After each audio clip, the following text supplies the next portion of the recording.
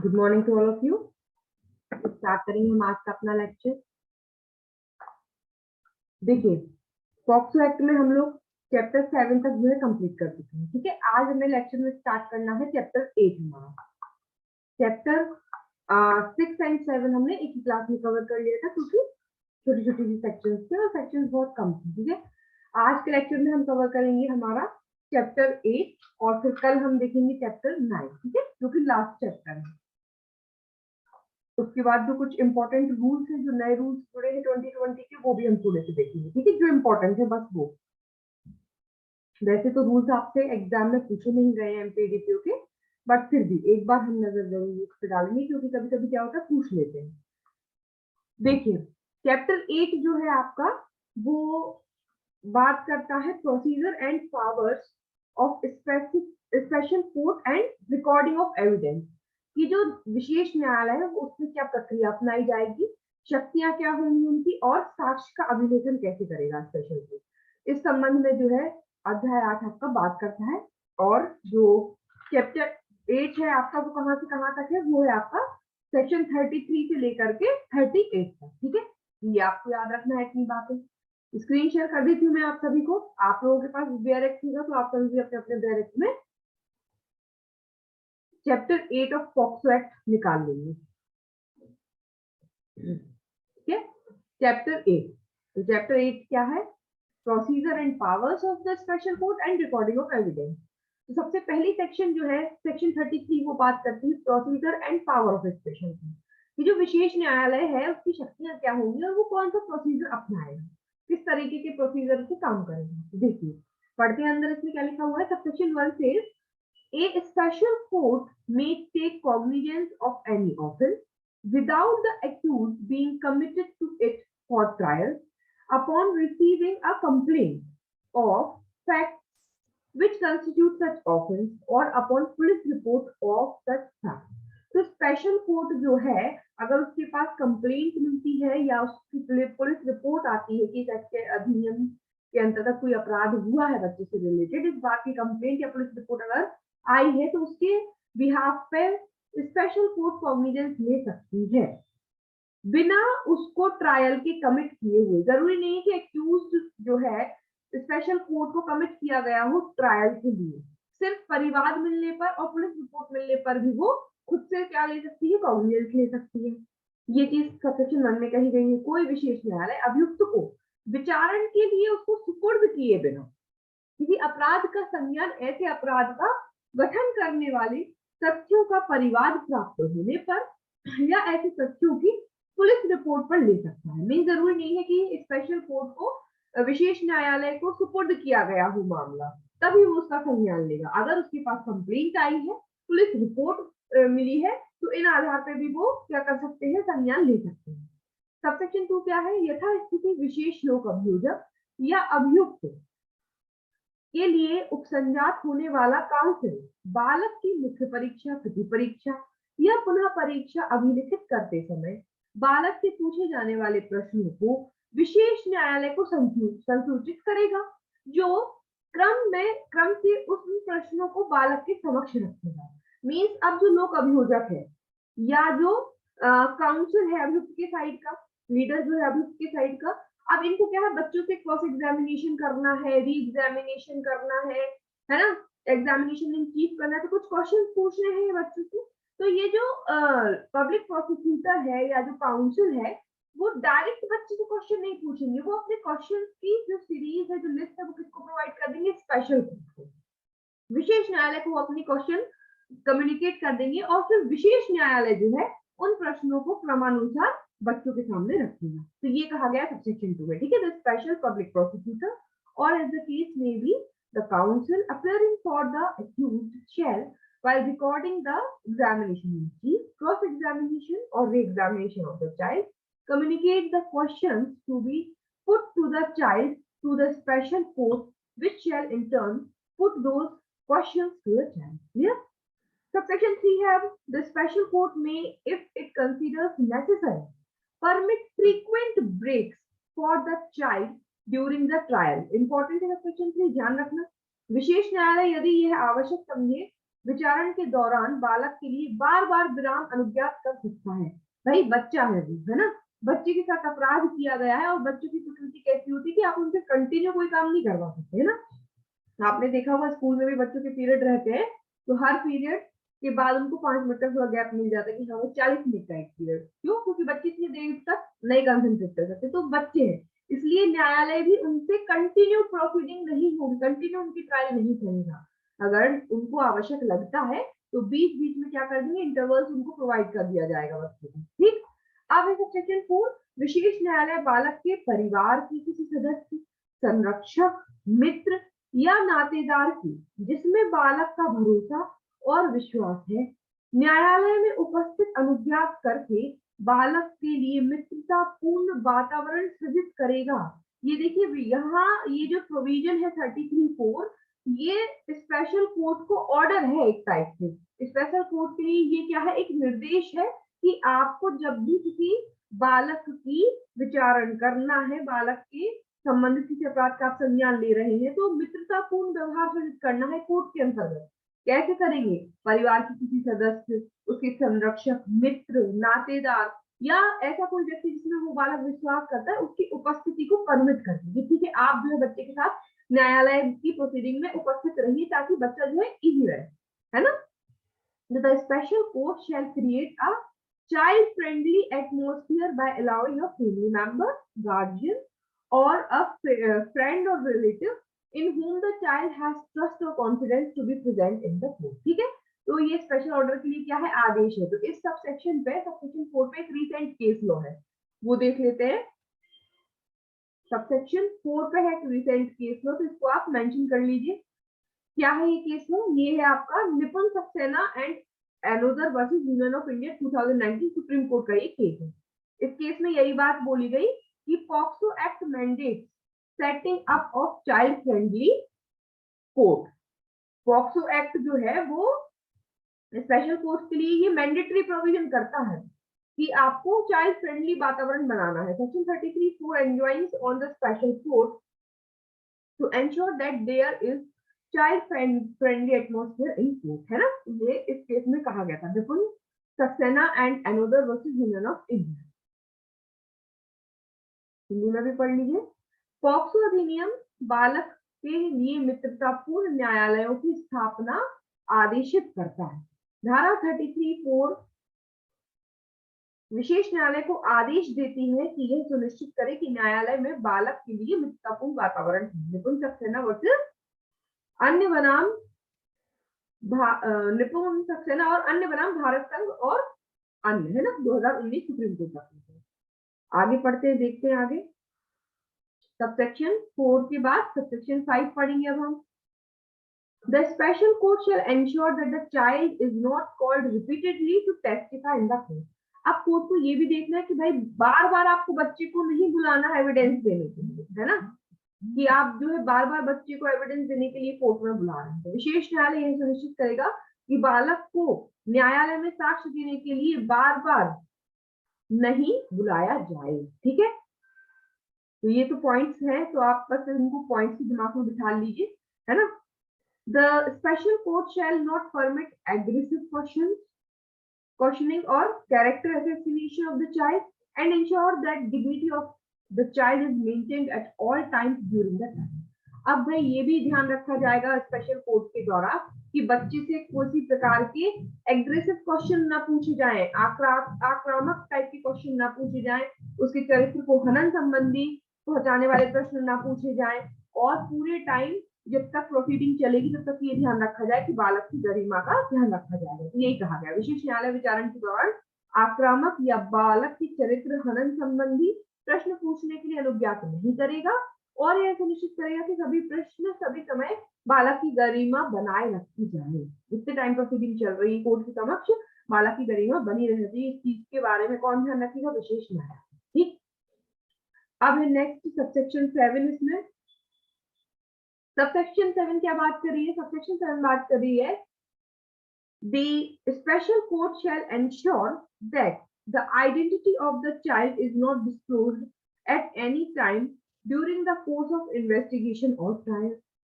अब क्या है कि भाई जो आइडेंटिटी है, बच्चे की जो पहचान है वो उजागर नहीं होना चाहिए, है ना। तो विशेष न्यायालय यह सुनिश्चित करेगा कि अन्वेषण या विचारण के दौरान किसी भी समय बालक की पहचान प्रकट नहीं की जाए। ठीक, तो सेक्शन 7 में ये बात कही गई है कि बालक की पहचान कैसे भी जो है प्रकट नहीं होती। ये प्रोविजन हम पिछली सेक्शंस में भी बहुत सारी जगह पढ़ चुके हैं, है ना। तो जहां जहां ये प्रोविजन है वहां सबको आप क्या करना, अभी जब आप रिवीजन करेंगे तो उन सबको आप ऐड कर लेना यहाँ पे कि और किस सेक्शन में हमने ये पढ़ा था, है ना।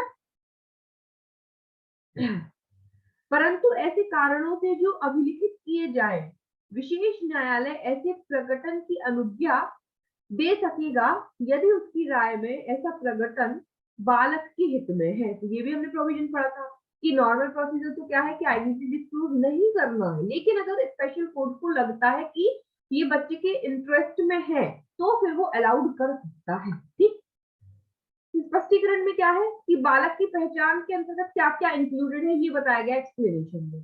तो बालक की पहचान में बालक के कुटुंब, उसके विद्यालय, उसके नातेदार, पड़ोसी की पहचान या कोई अन्य सूचना जिसके द्वारा बालक की पहचान का पता चल सके, ये सारी चीजें सम्मिलित होती हैं आइडेंटिटी में। ठीक, एक्सप्लेनेशन में आपको बता दिया कि आइडेंटिटी ऑफ चाइल्ड जो है उसमें क्या क्या चीजें आ जाती हैं। For the purpose of this section the identity of a child include identity of the child family, उसके स्कूल, रिलेटिव, नेबरहुड और any other information by which the identity of the child may be revealed.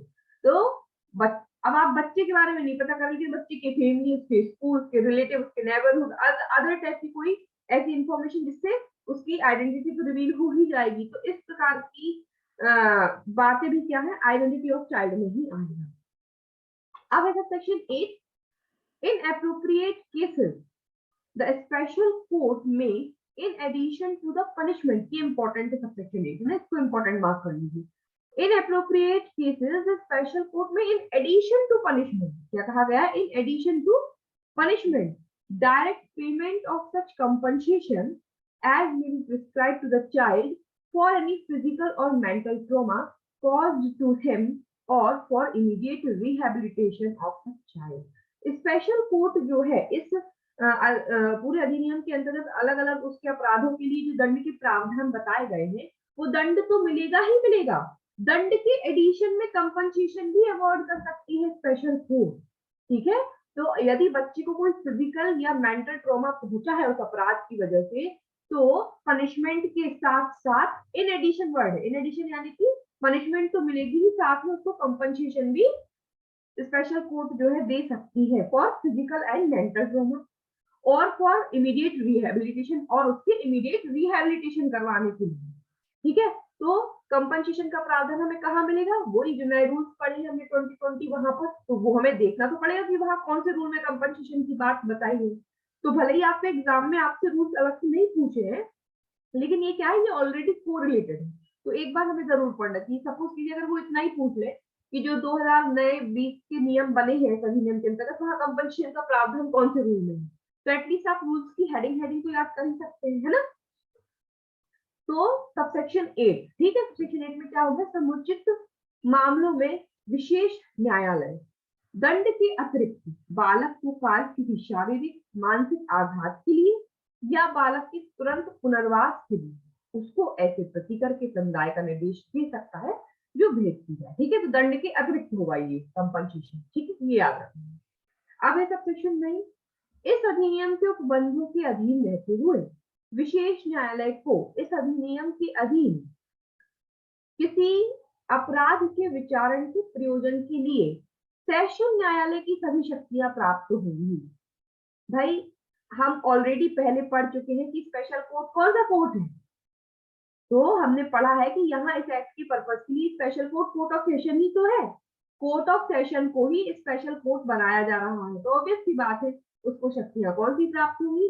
Session court की होंगी। तो अगर आप नहीं भी ये प्रावधान पढ़े तो भी क्वेश्चन आएगा तो आप टिक लगा सकते हैं अपने कॉमन सेंस से कि इस एक्ट के पर्पज से हमने पढ़ा है कि स्पेशल कोर्ट कौन से कोर्ट है, तो कोर्ट ऑफ सेशन को ही शक्तियां दी जाती हैं कि ये स्पेशल कोर्ट कहे जाएंगे इस एक्ट के लिए, यानी कि स्पेशल कोर्ट को सेशन न्यायालय की सभी शक्तियां प्राप्त होंगी और ऐसे अपराध का विचारण ऐसे करेगा मानो वह सेशन न्यायालय है और यथासत्य सेशन न्यायालय के समक्ष विचारण के लिए दंड प्रक्रिया संहिता में विनिर्दिष्ट प्रक्रिया का अनुसरण करेगा और सेशन न्यायालय के लिए जो प्रोसीडिंग्स बताई गई है सीआरपीसी में कि कैसे कैसे सेशन न्यायालय को अपनी प्रक्रिया करनी, वही प्रक्रिया स्पेशल कोर्ट फॉलो करेंगे। तो यही सब सेक्शन 9 में कहा गया। एक बार इंग्लिश में भी लैंग्वेज पढ़ लेते हैं। Subject to the provisions of this act, a special court shall, for the purpose of the trial of any offence under this act, have all the powers of the court of session. ठीक है, all the powers of the court of session, and shall try such offences as if it were a court of session, and as far as may be in accordance with the procedure specified in the CRPC for trial before a court of session. ठीक, तो ये होती है आपकी section 33। अब इसमें अगर किसी को कोई डाउट है तो आप लोग पूछ लीजिए। हाँ, उत्तरा जी को डाउट है, क्या बार बार नहीं बुलाया जाएगा तो मैक्सिमम कितनी बार बुला सकेगा चाइल्ड को? ऐसा कोई प्रावधान नहीं है, अभी ऐसा उन्होंने कहीं मेंशन नहीं किया है कि मैक्सिमम इतनी बार बुला सकते हैं। इस प्रावधान का मतलब ये है कि बार बार नहीं बुलाया जाएगा, यानी कि ऐसा नहीं कि उसको अननेसेसरी किसी भी पर्पस, छोटी छोटी सी चीज के लिए तो आप 10 बार उसको कोर्ट में बुला रहे हैं, ये नहीं होगा। क्यों? क्योंकि वो बच्चा है और उसके साथ हम एडल्ट जैसा बिहेव नहीं कर सकते। मैक्सिमम टाइम पीरियड कुछ इसमें मेंशन नहीं है, इसलिए ऐसा कोई क्वेश्चन हमें एग्जाम में आएगा भी नहीं। ठीक है, आगे बढ़ते हैं। Next section 34। सेक्शन 34 बात करती है procedure in case of commission of offence by child and determination of age by special court. तो वैसे तो पॉक्सो एक्ट में नॉर्मली जो हम पढ़ रहे हैं वो ये पढ़ रहे हैं कि यहाँ पे विक्टिम चाइल्ड है ना। इस एक्ट में जो विक्टिम है, जो पीड़ित पक्षकार है, वो बच्चा है। अभी तक ऐसा कोई धारा नहीं आई जहाँ पे बच्चों की क्राइम की बात की, लेकिन अब आई है ये धारा, है ना। अब सेक्शन 34 कह रही कि अगर किसी बच्चे ने अपराध किया हो तो बालक द्वारा अपराध किए जाने और विशेष न्यायालय द्वारा आयु का अवधारण करने के मामले में प्रक्रिया। तो देखिए, आप लोगों को ऑलरेडी पता होगा कि जो बच्चे अपराध करते हैं उनके लिए भी एक अलग से एक्ट बना है, जो हम पढ़ चुके हैं, JJS, जुवेनाइल जस्टिस एक्ट, है ना, वो हम पढ़ चुके हैं। तो ऑब्वियस की बात है, किसी बच्चे ने क्राइम किया है तो वो उसी एक्ट में जाएगा। तो यहाँ पे भी यही बात बोली गई है, ठीक है ना। क्या कहा गया? Where any offence under this act is committed by a child, मतलब पॉक्सो एक्ट का क्राइम ही किसी बच्चे ने बच्चे के अगेंस्ट कर दिया। पॉक्सो एक्ट का मतलब, पॉक्सो एक्ट के अंतर्गत क्राइम किसके अगेंस्ट होते? बच्चों के अगेंस्ट, जिनकी आयु 18 वर्ष से कम है। तो एडल्ट्स तो कर ही रहे हैं, लेकिन अगर किसी बच्चे ने ही बच्चे के खिलाफ पॉक्सो एक्ट का कोई मैटर कर दिया, देन मींस ऑफेंस करने वाला भी 18 साल से कम का है और जिसके खिलाफ ऑफेंस किया वो भी 18 साल से कम का है। तो यहाँ पे क्या होगा? जो पीड़ित बच्चा है उसके लिए जो प्रावधान है वो यहाँ से गवर्न होंगे, और जो अपराधी बच्चा है वो कहाँ चला जाएगा? Juvenile justice care and protection act में। So, where any offence under this act is committed by a child, and such child shall be dealt with under the provisions of the Juvenile Justice Care and Protection Act 2015. तो पहले यहाँ पे 2000 था, लेकिन अब नया आ गया है 2015 का हम पढ़ते, इसलिए यहाँ पे भी दो अमेंडमेंट कर दिया गया है 2019 में, और juvenile justice care and protection act 2000 की जगह 2015 कर दिया गया है ना। तो सेक्शन 34(1) में क्या कर दिया कि जहां इस अधिनियम के अधीन कोई अपराध किसी बालक द्वारा किया जाता है, वहां ऐसी बालक पर किशोर न्याय बालकों की देखरेख और संरक्षण अधिनियम 2015 के उपबंधों के अधीन कार्रवाई की जाएगी। तो अगर पॉक्सो एक्ट के अंतर्गत अपराध करने वाला व्यक्ति खुद बालक है तो वो पॉक्सो जेज एक्ट के अंतर्गत आएगा। अब एज की बात आएगी तो वही हमने जुवेनाइल जस्टिस एक्ट में पढ़ लिया है कि जब एज का प्रश्न होगा कि भाई वो 18 वर्ष का है या नहीं है, ये तो कौन डिसाइड करेगा? तो वहां पर भी हमने पढ़ा था विशेष न्यायालय डिसाइड करेगा, यहाँ पे भी वही है। तो सेक्शन 2 में यही कहा गया है, यदि विशेष न्यायालय के समक्ष किसी कार्यवाही में इस संबंध में कोई प्रश्न उठता है कि कोई व्यक्ति बालक है या नहीं, तो ऐसे प्रश्न का अवधारण कौन करेगा? विशेष न्यायालय द्वारा किया जाएगा। ऐसे व्यक्ति की आयु के बारे में स्वयं का समाधान करने के पश्चात किया जाएगा, और वह ऐसे अवधारण के लिए उनके कारणों को लेखबद्ध करेगा। तो डिटर्मिनेशन कौन करेगा? स्पेशल कोर्ट, और अपने कारण भी बताएगा कि उसने किस आधार पर डिटरमाइन किया। इससे रिलेटेड जेजे एक्ट में हमने प्रावधान पढ़ा है, एज कैसे जो है डिटरमाइन किया जाएगा, बताओ। श्वेता, कौन सा प्रोविजन है जेजे एक्ट में, सेक्शन क्या थी यहाँ एज डिटरमाइन की जा रही थी, याद है?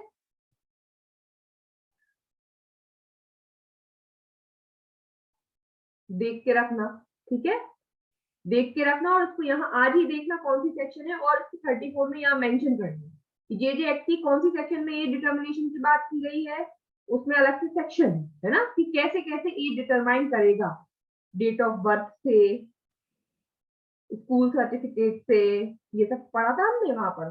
तो if any question arises in any proceeding before the special court weather a person is a child or not, such question shall be determined by the special court after satisfying itself about the age of such person, and it shall record in writing its reasons for such determination. ठीक है, तो जब भी question arise होगा as को लेकर के तो इसका डिटर्मिनेशन स्पेशल कोर्ट करेगी और अपने कारण लिखित करेगी।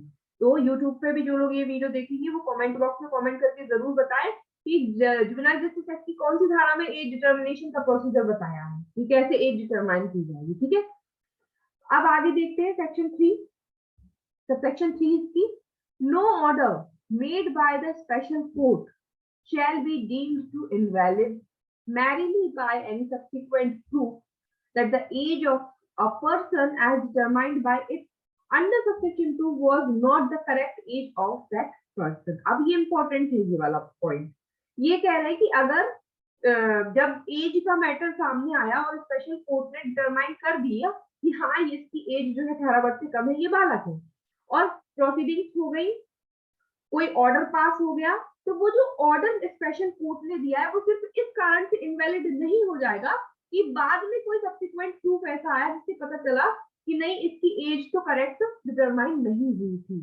तो कोई बात नहीं, अगर एज करेक्ट डिटरमाइन नहीं हो पाई थी और कोई ऑर्डर स्पेशल कोर्ट ने पास कर दिया है तो वो इनवैलिड नहीं माना जाएगा अगर मेरिट्स ऑफ द केस पे क्या है, इफेक्ट नहीं पड़ रहा है तो। ठीक है ना, विशेष न्यायालय द्वारा किया गया कोई आदेश केवल पश्चातवर्ती सबूत के कारण अविधि मान्य नहीं समझा जाएगा कि धारा 2 के अधीन उसके द्वारा यथा अवधारित किसी व्यक्ति की आयु उस व्यक्ति की सही आयु नहीं थी। तो एग्जैक्ट बिल्कुल उसकी सही आयु पता नहीं कर पाए थे, इस कारण से अगर कोई ऑर्डर स्पेशल कोर्ट ने दे दिया है तो वो क्या होगा, इनवैलिड और अविधि मान्य नहीं माना जाएगा बाद में अगर कोई प्रूफ एज को लेकर के दिया जाता है। ठीक, ये होगी आपकी सेक्शन 34। किसी को कोई डाउट है इसमें?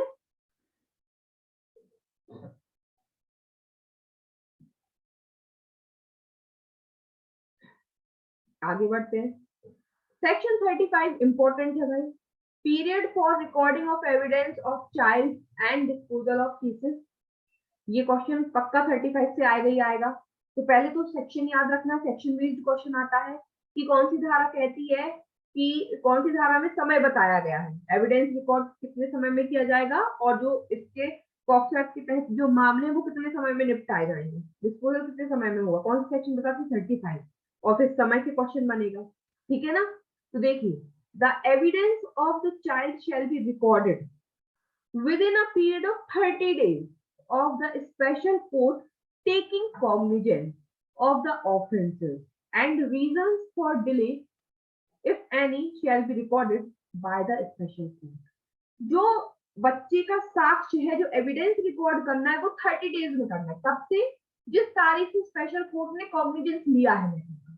ठीक है, जिस तारीख को स्पेशल कोर्ट ने कॉग्निजेंस में लिया है मैटर, उस कॉग्निजेंस में लेने की डेट से 30 दिन के अंदर एविडेंस को रिकॉर्ड कर लेना है।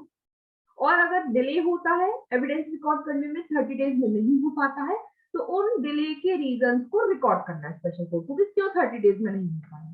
ठीक है ना, तो सबसेक्शन 1 में पहले एविडेंस की बात बताई गई है कि बालक के साक्ष्य को विशेष न्यायालय द्वारा अपराध का संज्ञान लिए जाने के 30 दिन के भीतर अभिलिखित किया जाएगा और विलंब के लिए कारण यदि कोई हो विशेष न्यायालय द्वारा अभिलिखित किए जाएंगे। तो आपसे क्वेश्चन आएगा यहाँ से, है ना, कि अब बालक पॉक्सो एक्ट के अंतर्गत बालक के साक्ष्य को कितने दिन के अंतर्गत अभिलिखित करना है, अपराध के संज्ञान लिए जाने के 30 दिन के अंदर, 60 दिन के अंदर, 90 दिन के अंदर, नन ऑफ द अबव। तो आपको लगाना है 30 डेज के अंदर। वो भी कब से, कभी कभी ऐसा भी पूछ लेते हैं कि बालक के जो साक्ष्य है पॉक्सो एक्ट के अंतर्गत वो 30 दिन के भीतर लिए जाएंगे। कब से? अपराध का संज्ञान लेने की तारीख से, कि साक्ष्य जब मतलब अपराध का संज्ञान लेने की तारीख से, या जिस दिन मैटर कंप्लेंट आई है तब से, या पुलिस रिपोर्ट जिस दिन आई उस तारीख से, कुछ भी आप ऑप्शन बना के दे सकते हैं। तो आपको याद रखना है कि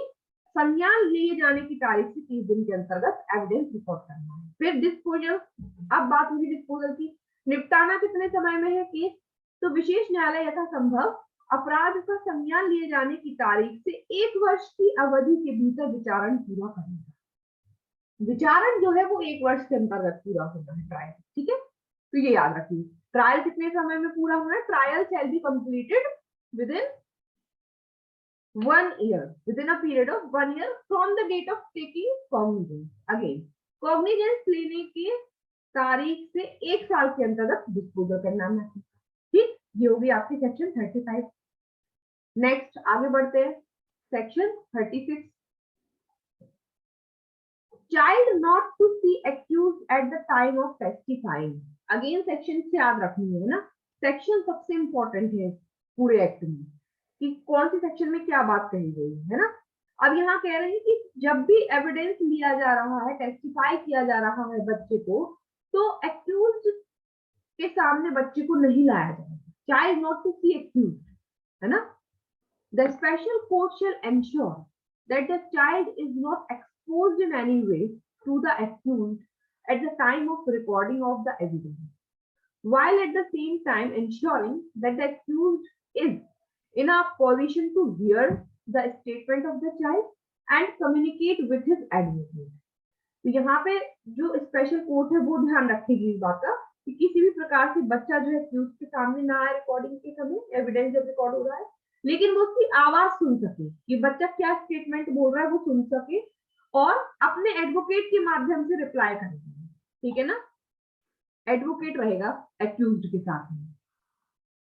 विशेष न्यायालय, देखिए साक्ष्य देते समय बालक का अभियुक्त को ना दिखने। 36, विशेष न्यायालय यह सुनिश्चित करेगा कि बालक किसी भी प्रकार से साक्ष्य को अभिलिखित करते समय अभियुक्त के सामने अभिदर्शित नहीं किया गया है। बालक जो है, जो बच्चा है, वो अभियुक्त के सामने किसी प्रकार से दिखाया नहीं गया है, मतलब उसने नहीं देखा, जबकि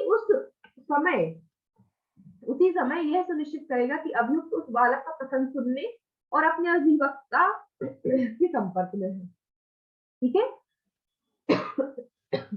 इस तरीके से एविडेंस रिकॉर्ड होगा कि बालक जो है वो अभियुक्त के सामने भी ना आए, लेकिन अभियुक्त उस बच्चे की आवाज सुन सके कि वो क्या एविडेंस दे रहा है और अधिवक्ता के संपर्क में वो है, ठीक है, फॉर अभियुक्त।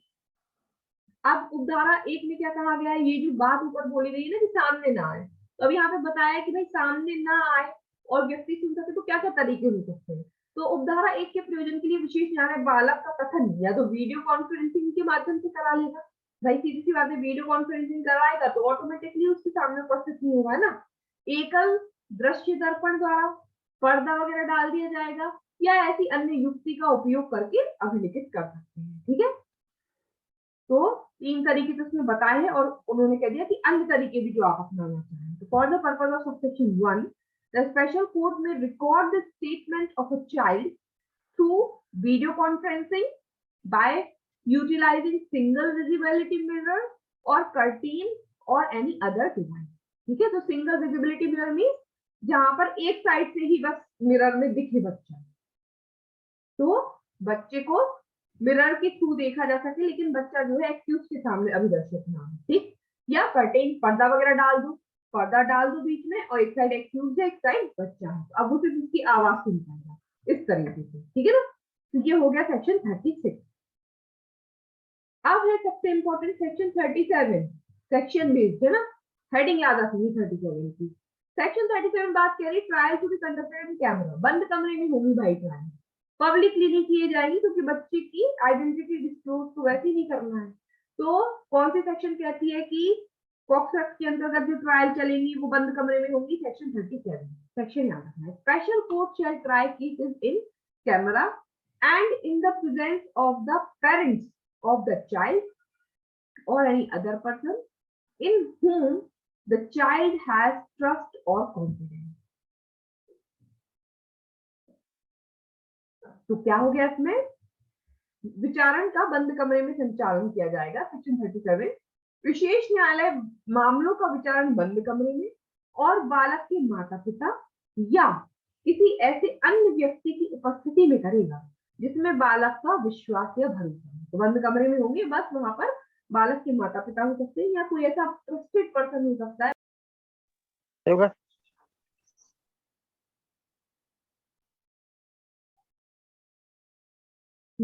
कहाँ पढ़ रहे थे हम?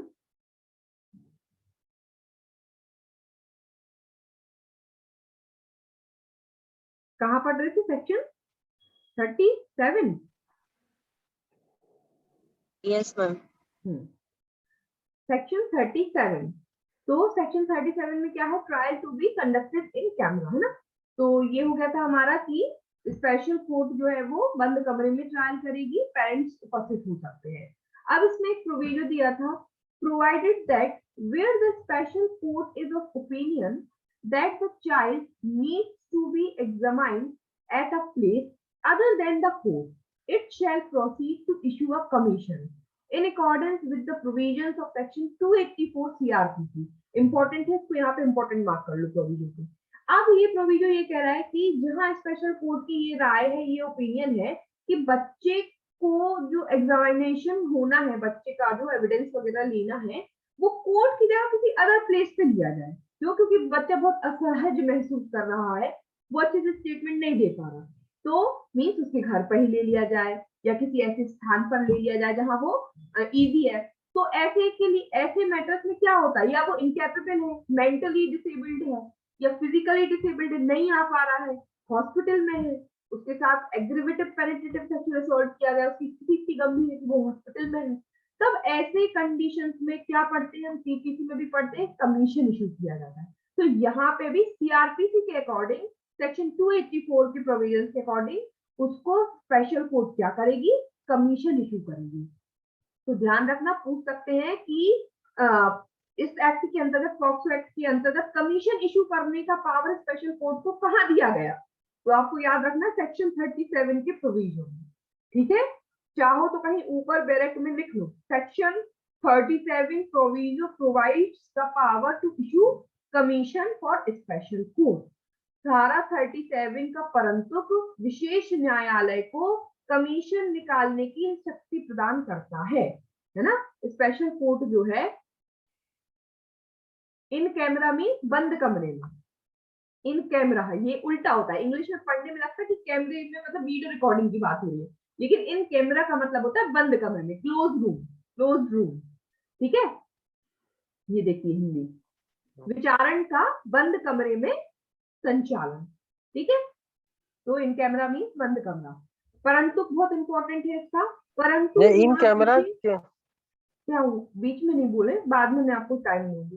परंतु जहां विशेष न्यायालय की यह राय है कि बालक की परीक्षा न्यायालय से भिन्न किसी अन्य स्थान पर किए जाने की आवश्यकता है, वहां दंड प्रक्रिया संहिता 1973 की धारा 284 के उपबंधों के अनुसरण में कमीशन निकालने के लिए कार्यवाही करेगा। ठीक, तब जहां न्यायालय को लग रहा है कि न्यायालय से भिन्न किसी स्थान पर होना है, जैसे मैंने आपको एग्जाम्पल बता दी कि बच्चा महसूस कर रहा है, या वो फिजिकली या मेंटली डिसेबल्ड है, या उसके साथ बहुत क्रूर तरीके से अपराध हुआ है, तो वो हॉस्पिटल में है, नहीं आ सकता है कोर्ट में, तो फिर कमीशन निकाल करके उसका जो है उसी के स्थान पर जाकर के, या कमीशन निकाल करके जिस भी स्थान पर वो इजी महसूस कर रहा है, वहां से कार्रवाई आगे होगी और उसके साक्ष्य वगैरह लिए जा सकते हैं। इसके लिए कमीशन निकाला जाएगा सीआरपीसी की सेक्शन 284 के तहत। ठीक है, हाँ, अब पूछिए प्रमोद, क्या कह रहे थे आप? हम बोल रहे थे इन कैमरा क्यों हो रहा है, इसके पीछे वो क्या इंग्लिश लॉजिक? वर्डिंग से, इन कैमरा मीन्स बंद कमरा, बस उसको लिख लीजिए वहां ब्रैकेट में कि इन कैमरा मीन्स बंद कमरा। अब है, ये हो गई आपकी सेक्शन 37। अब है last section of this act, sorry of this chapter 38। Section 38 बात कर रही है असिस्टेंस ऑफ एन इंटरप्रिटेटर और expert while recording evidence of child. देखिए, ये प्रोविजन हम सेक्शन के अंदर भी पढ़ चुके हैं एक जगह पे, लेकिन ये अलग से प्रोविजन दिया है। तो अगर आपसे एग्जाम में पूछेंगे तो आपको सेक्शन 38 टिक करके आना है, क्योंकि ये अंदर भी हम बहुत से सेक्शंस में पढ़ चुके हैं कि यदि कोई देखिए यहाँ पर क्या लिखा है, whenever necessary the court may take the assistance of a translator or interpreter having such qualification, experience and on payment of such fees as may be prescribed while recording evidence of a child. अगर court को आवश्यकता लगती है, necessary लगता है, जरूरी लगता है, तो जब भी वो रिकॉर्ड करेगी एविडेंस किसी चाइल्ड का, तो वो किसी इंटरप्रेटर को, ट्रांसलेटर को, ऐसे व्यक्ति को क्या कर सकती है, उसकी सहायता ले सकती है जिसके पास पर्याप्त क्वालिफिकेशन है, एक्सपीरियंस है और उसकी फीस को देने के बाद, ठीक है ना। बालक का साक्ष्य अभिलिखित करते समय किसी द्विभाषीय या विशेषज्ञ की सहायता लेना। जब कभी आवश्यक हो, न्यायालय बालक का साक्ष्य अभिलिखित करते समय किसी ऐसे अनुवादक या द्विभाषीय जो ऐसी अर्हताएं अनुभव रखता हो और ऐसी फीस के संदाय पर जो विहित किए जाए सहायता ले सकता है। तो ये कब लेते हैं, जब बच्चा लैंग्वेज नहीं समझ पा रहा है। हम पढ़ चुके पिछले कुछ प्रोविजंस में कि अगर बच्चे लैंग्वेज नहीं समझ पा रहा है, उसने जो स्टेटमेंट दिया उसको पढ़कर सुनाते तो उसको उसकी लैंग्वेज में बताना, इजी लैंग्वेज। अगर वो नहीं समझ पा रहा है तो फिर क्या करेंगे, अनुवादक बुला लेंगे, द्विभाषीय बुला लेंगे। ठीक, फिर सबसेक्शन 2 में वही फिजिकल और फिजिकल डिसेबिलिटी है उस बच्चे को या मेंटल डिसेबिलिटी है, then if a child has a mental और फिजिकल डिसेबिलिटी, फिर किसी एक्सपर्ट को बुलाया जाएगा, है ना। तो स्पेशल कोर्ट में take the assistance of a special educator या ऐसा कोई person familiar with the manner of communication of the child और an expert in that field. तो कोई स्पेशल एजुकेटर होंगे जो ऐसे बच्चों के साथ डील कर लेते होंगे, या ऐसा कोई व्यक्ति होगा उसके परिवार में जो उसके कम्युनिकेशन को समझ लेता होगा, या किसी एक्सपर्ट को, इस फील्ड में जो एक्सपर्ट होते हैं ऐसे लोगों की मदद ली जा सकती है जब मेंटल और फिजिकली डिसेबल्ड बच्चा है, टू रिकॉर्ड द एविडेंस। वो क्या कहना चाह रहा है, उसकी बात को समझने के लिए, है ना, रिकॉर्ड करने के लिए एविडेंस। तो यही सबसेक्शन 2 में कहा गया है।